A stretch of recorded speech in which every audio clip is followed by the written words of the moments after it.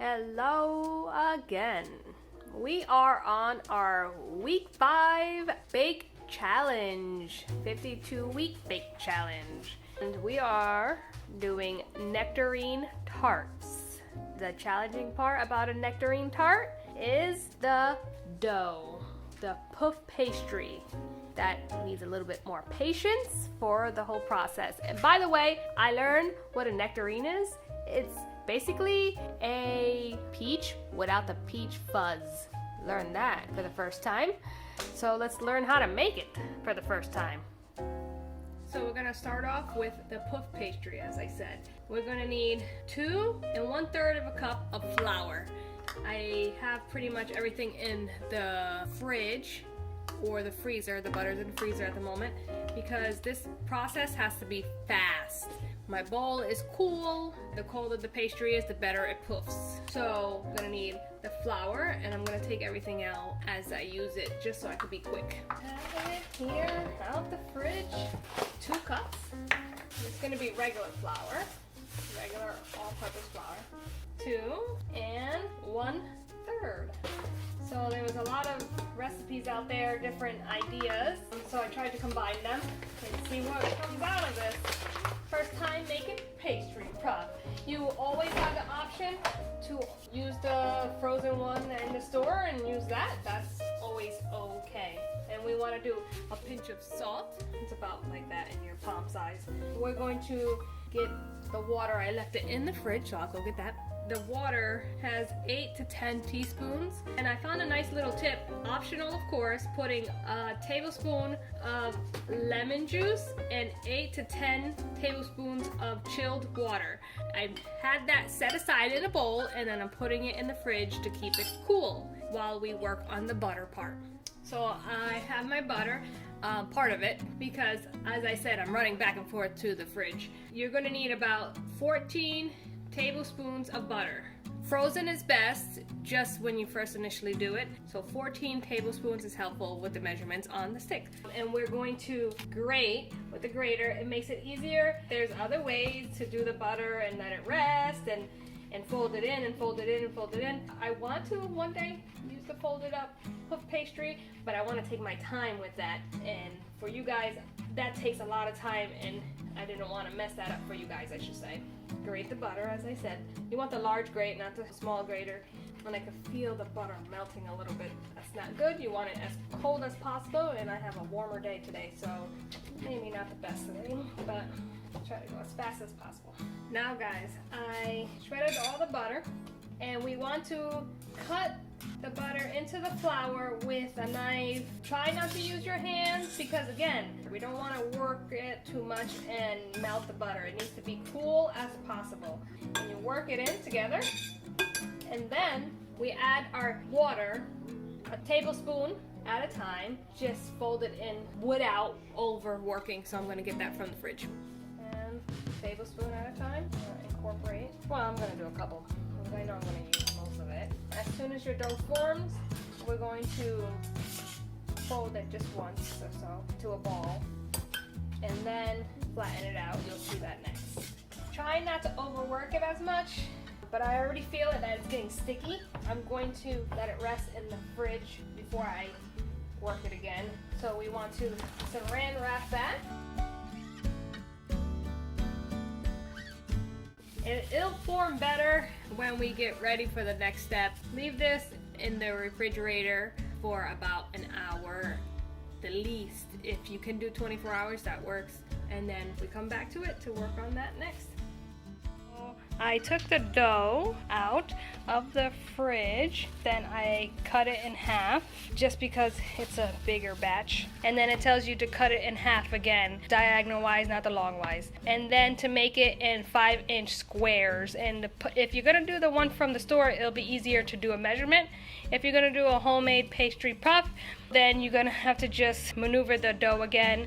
And remember, as fast as possible because it gets sticky really fast and we want to refrigerate it again. To show you what I did, I used a knife to cut them in half.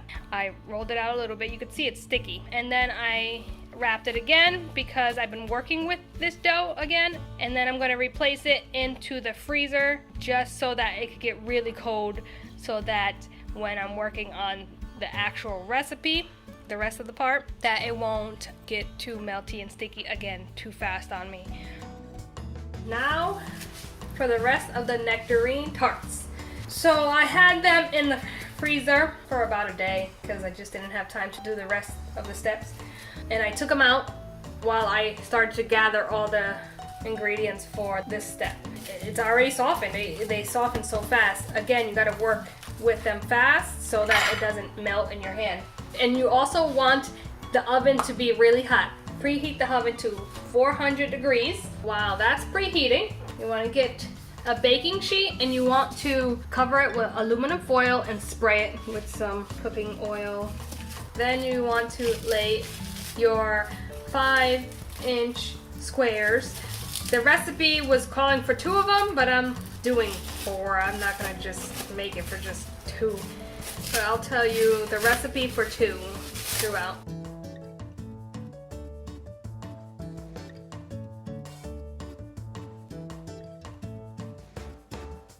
So when you have it on your baking sheet, fold in the sides of each pastry square about a 1/2 inch toward the center. So 1 inch is your thumb, so just a 1/2 inch. Bring it in. We're gonna make little boats to put our apricots in.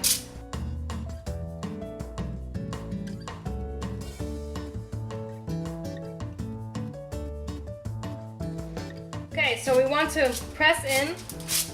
My doughs have different sizes because it's homemade. If you get the pre-made dough, it might be a little bit prettier for you. Okay, so the next step for this ingredients, which I didn't share with you in the beginning, sorry.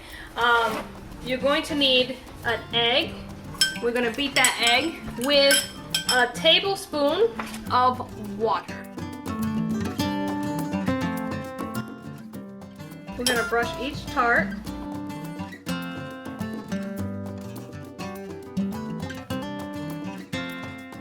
After we brush, that next step here, it requires the recipe for 2 tablespoons of ginger snap crumbs. I am not a big fan of ginger snap cookies or ginger in general, so I'm doing a strange thing. I don't know if it's gonna work out, guys, so I would say it's better off to do the ginger snap just to see how it tastes. But I was like, you know what? Just to give it a crunch, I'm gonna do a different kind of cookie that I actually like. Definitely not ginger snap, but. So you're gonna sprinkle the ginger snap inside the middle, just evenly. I'm not gonna put as much because I think it's gonna affect the flavor a little bit, especially the kind of cookie I'm using. You can see some chocolate chips in there, guys. That's bad. You could guess which one I'm using. But I feel like maybe it needs some crunch because I'm taking out that ginger snap cookie. If you're just laughing at me and think there's something better for me to use, feel free to tell me. So I'm gonna do that. And then we want to get the nectarines. You're supposed to slice the nectarines first. So I'm doing this backwards, but it's okay. Because again, like I said, you don't want the dough out too long. So let me go and get that sliced up here. So a nectarine, a peach without some fuzz, so pretty neat. And we want to slice them as thin as possible. Let's see how thin I got them. Oh, that's not so bad.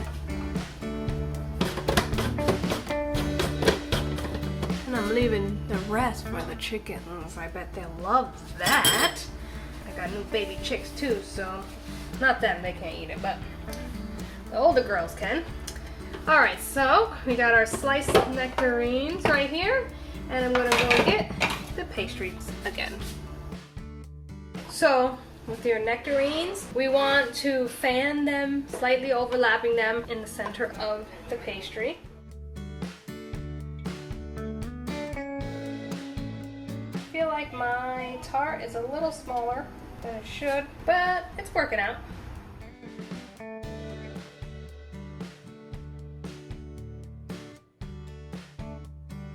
Okay, after you're done fanning the slices of nectarines, I love saying nectarines, in the pastry, we want to sprinkle each tart with a teaspoon of sugar.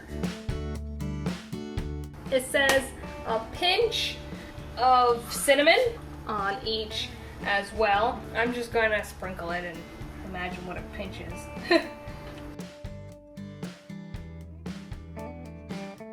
Okay, so after the cinnamon, we have apricot spread.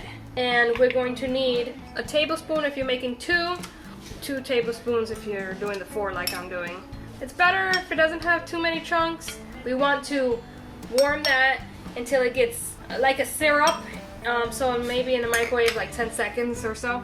Okay, see the smoke in that. I'm trying to do that fast because we want to get, after putting a warm thing on top of our tart, so we don't want to melt it, remember? Because we want it as cold as possible in the oven. Drizzle the nectarines with that apricot jam.